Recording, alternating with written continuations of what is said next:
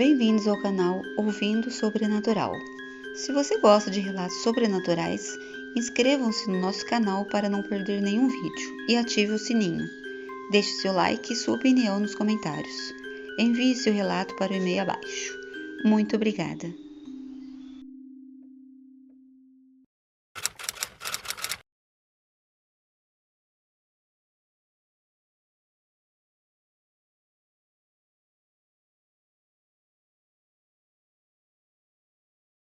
Há alguns anos, eu decidi me aventurar em grupos de conversa online.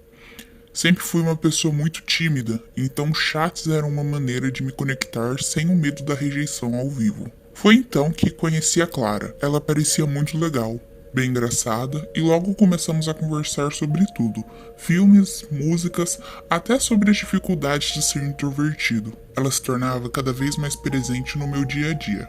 No começo, era só uma amizade simples, trocar memes, conversar sobre o cotidiano, até algumas palavras de apoio quando eu estava mais para baixo. Mas com o tempo, Clara começou a perguntar mais sobre minha vida pessoal, onde eu morava, o que eu fazia durante a semana, quem eram as pessoas mais importantes para mim. Eu não me importava muito, afinal, era uma amiga virtual. Quem se importaria?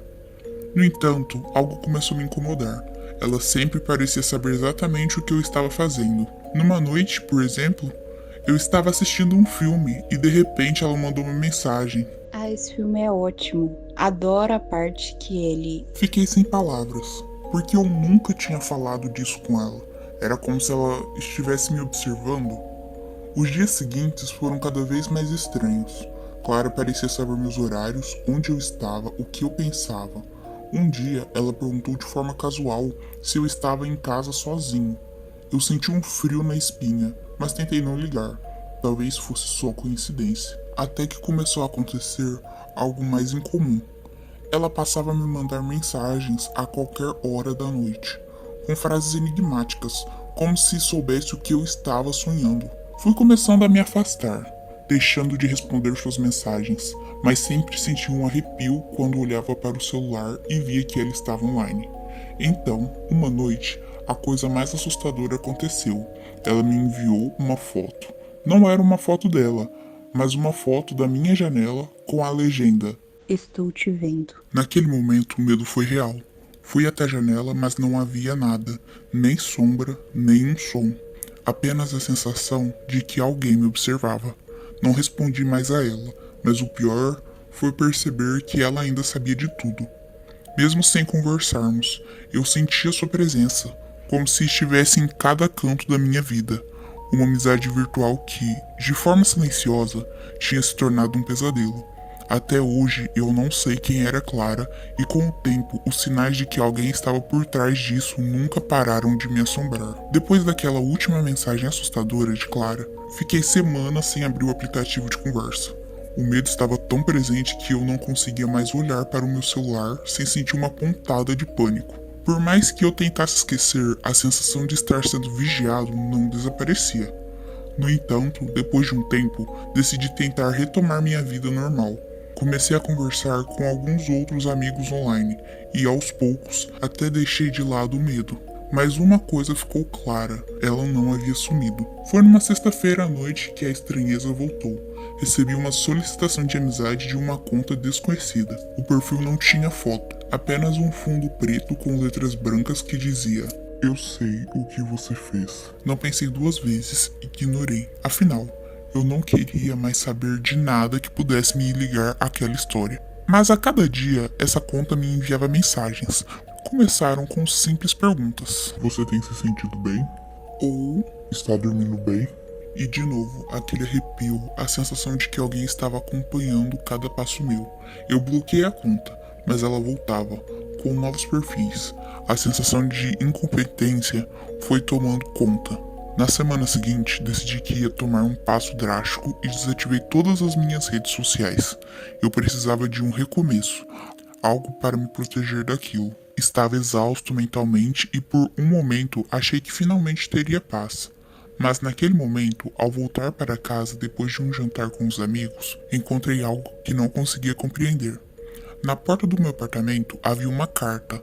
Não havia remetente, apenas meu nome, Com as mãos tremendo, abri o envelope e encontrei uma folha de papel com uma única frase escrita: Eu estava esperando você voltar. Dentro da carta havia uma foto.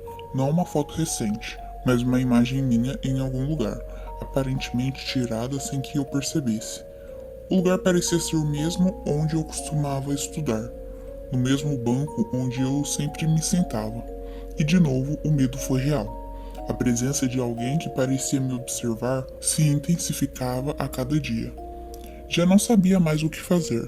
Todas as medidas que tomei para me proteger estavam sendo ultrapassadas de forma inexplicável. E como uma sombra, ela estava sempre ali, não importa o que eu tentasse. A última mensagem que recebi dessa conta desconhecida dizia: Agora você sabe que eu estou por perto, não vai mais escapar. E desde então, eu nunca mais me senti sozinho. Depois da última carta, eu entrei em um estado de desespero absoluto. Não sabia mais o que fazer, nem para onde ir. O fato de alguém saber onde eu estava, onde eu estudava, o que eu fazia, me deixava completamente vulnerável. Eu pensei que talvez as cartas fossem uma ameaça vazia. Mas a cada nova correspondência, a sensação de que alguém estava me observando, esperando o momento certo para agir, ficava mais forte. Foi então que, na semana seguinte, o correio começou a chegar de forma constante. Cada dia uma carta, uma foto, uma mensagem enigmática, uma folha em branco com apenas uma palavra escrita. Logo, eu não sabia o que fazer. Mudar de cidade? Mudar de país? Nada parecia resolver. A cada envelope, a angústia tomava conta de mim, e a única coisa que eu conseguia fazer era olhar pela janela, esperando ver alguém, algo que confirmasse minhas suspeitas, mas nunca havia ninguém. Foi quando eu tomei a decisão de ir até a delegacia. O medo de não fazer nada estava me consumindo. Eu sabia que por mais que as cartas fossem desconcertantes, elas não eram suficientes para provar que eu estava sendo perseguido. Mas eu não podia mais viver assim, com a sensação de estar sendo observado a cada segundo. Cheguei à delegacia, sentindo o peso do meu estômago no chão. Expliquei tudo o que estava acontecendo, desde o momento em que conheci Clara até as cartas e as fotos misteriosas. O policial que me atendeu parecia cético. Ele me perguntou se havia notado algo mais, algum detalhe, algo que pudesse me ajudar a encontrar essa pessoa. Eu não tinha respostas concretas, apenas o terror crescente em meu peito. Ele disse que iria verificar as câmeras de segurança da área para ver se havia algum movimento suspeito, já que o correio sempre chegava em minha casa à noite. Passei a noite em claro, aguardando por algum retorno. No dia seguinte, recebi uma ligação da delegacia. O policial me informou que havia revisado todas as imagens de segurança ao redor do meu prédio e, surpreendentemente, não encontrou nada. Nenhuma câmera havia capturado uma única pessoa próxima à minha casa. Era como se essa pessoa ou essa sombra se camuflasse no vazio. As cartas continuavam chegando, mas a investigação não havia avançado. Eu me sentia ainda mais impotente. Eles não tinham provas, não havia nada que pudessem fazer. Quando saí da delegacia, o ar frio cortou minha pele e a sensação de estar sendo seguido retornou com força. Eu passei a olhar para todos ao meu redor, para qualquer sinal de alguém me observando, mas tudo o que vi foi o vazio. A polícia não encontrou nada, nem mesmo a vigilância do bairro conseguiu capturar alguma pista. E pior ainda, as cartas continuaram a chegar. Em uma delas estava escrita apenas 3 palavras. Você vai ver. No fundo, sabia que não se tratava de simples perseguição. Era algo mais, algo muito mais profundo e assustador, algo que nem mesmo a polícia podia desvendar. E talvez fosse isso mais aterrorizante. Ninguém conseguia explicar, mas a sensação de ser vigiado, de ser seguido, se intensificava a cada dia. E assim, o jogo psicológico continuou. Eu estava sozinho, sem respostas, com medo de que, eventualmente, algo muito pior estivesse prestes a acontecer. Eu já não sabia mais o que pensar. As cartas continuavam a chegar, cada vez mais ameaçadoras que a anterior. Eu tentava encontrar alguma lógica, algum padrão, mas tudo parecia cada vez mais surreal. As semanas se arrastavam e o medo a cada dia se tornava um peso insuportável. Aquela sensação de estar sendo vigiado se transformou em uma obsessão. Eu mal conseguia dormir, sempre acordando à noite com o coração acelerado, como se alguém estivesse na minha porta, esperando o momento certo para entrar. Mas, mais uma vez, a polícia não tinha nada para me oferecer. Eles haviam revisto as câmeras, checando as informações, e no fim, tudo o que tinham eram algumas palavras vazias, sobre como não havia nada de anormal, e as cartas continuavam a chegar sem explicação, sem solução. Foi numa quinta-feira, enquanto eu estava tentando escrever algo em meu computador para me distrair, que meu telefone tocou. Eu olhei para a tela, esperando mais uma ligação da minha mãe ou de algum amigo, mas ao invés disso, era o policial que tinha me atendido na delegacia, o delegado Rodrigues. Meu coração disparou. Olá, é o delegado Rodrigues. Preciso que você venha aqui imediatamente. Encontramos algo. Ele disse com uma voz séria, mas ao mesmo tempo havia uma sensação de urgência que me fez suar frio. Eu não sabia o que esperar, mas alguma coisa dentro de mim dizia que finalmente talvez eu estivesse prestes a entender o que estava acontecendo. No caminho até a delegacia, a ansiedade tomava conta de mim. Eu já havia estado lá antes, mas dessa vez a sensação era diferente. Eu estava indo lá com a esperança, talvez até com o último fio de esperança de que finalmente alguém teria encontrado uma resposta para todo aquele pesadelo. Chegando lá, o delegado me conduziu até uma sala pequena, sem janelas. Ele parecia nervoso também, o que era incomum para alguém da sua posição. Ele colocou uma pasta sobre a mesa e a abriu. Dentro dela havia uma série de documentos e uma foto. Essa foi a foto tirada de um dos nossos sistemas de câmera de segurança, em um dos lugares próximos à sua casa. Veja, aqui está você, saindo do supermercado na semana passada, mas o que nos chamou a atenção foi essa pessoa ao fundo. A pessoa estava tão borrada, tão sombria, que quase era impossível distinguir qualquer detalhe. Mas uma coisa era clara. Essa pessoa estava olhando diretamente para a câmera e, de alguma forma, parecia saber que a foto estava sendo tirada.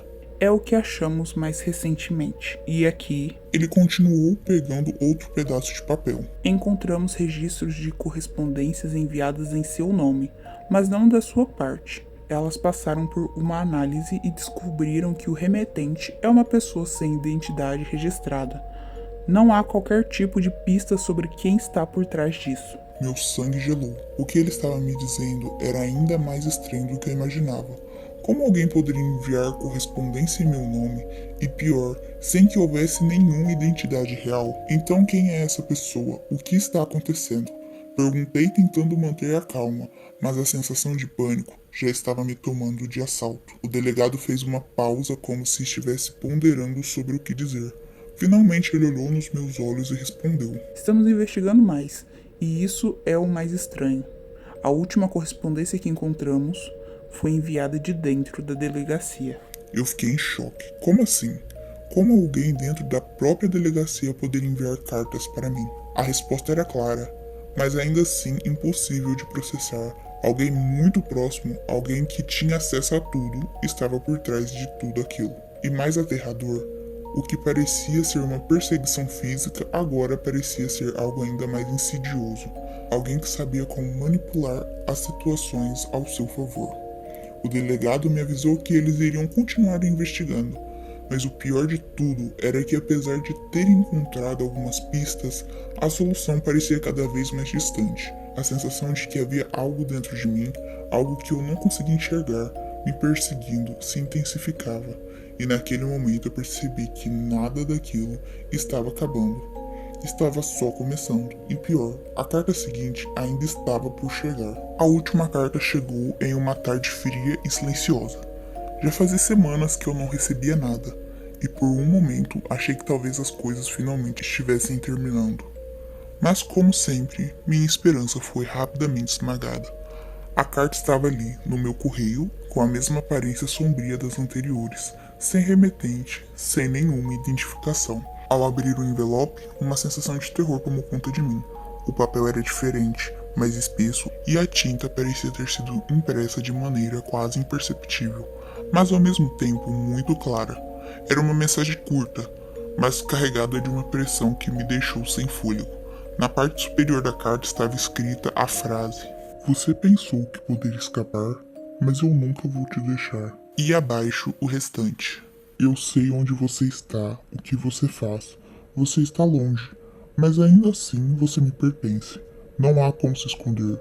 Não importa o quanto você tente, eu vou estar sempre aqui. Você pode mudar de lugar, pode mudar de nome, pode até tentar apagar os rastros, mas no fundo você sempre será meu. E um dia, quando você menos esperar, vou estar bem ao seu lado, como sempre estive. A última linha da carta estava escrita em letras grandes e tortas, como se a pessoa tivesse pressionado o papel com mais força ao escrever. Não importa o que faça, eu nunca vou te deixar. O ar ao meu redor ficou pesado e por um momento pensei que a casa fosse desabar sobre mim. O que isso significava, eu tentei entender, mas era impossível. A sensação de que eu estava preso, de que algo ou alguém estava me observando constantemente, ficou ainda mais forte, como se a carta fosse uma promessa, e eu sabia, com uma certeza aterradora, que essa não era uma ameaça vazia, era real. Essa pessoa estava por aí, e por mais que eu quisesse acreditar que tudo estava acabado, ela ainda tinha controle sobre mim. Eu não sabia o que fazer. Já tinha ido até a polícia. Já tinha tentado mudar minha vida, fugir de tudo aquilo, mas agora, com essa carta, a mensagem era clara: não havia fuga. Eu estava preso em um pesadelo sem fim. Essa pessoa sabia tudo sobre mim, tudo o que eu fiz, até mesmo onde eu estava a cada segundo. Não havia mais como negar. O medo havia se tornado uma parte constante da minha vida. Agora, olhando para o passado, percebo que escrevo esse relato não apenas como uma forma de expurgar o medo que ainda me persegue, mas também como um aviso. Talvez você esteja se perguntando por que eu decidi contar tudo isso agora. A verdade é que por muito tempo eu tentei esquecer, tentei seguir em frente, como se nada tivesse acontecido. Mas a cada dia a sensação de estar sendo vigiado e manipulado só crescia. Eu sabia que outras pessoas poderiam estar passando pela mesma coisa sem saber.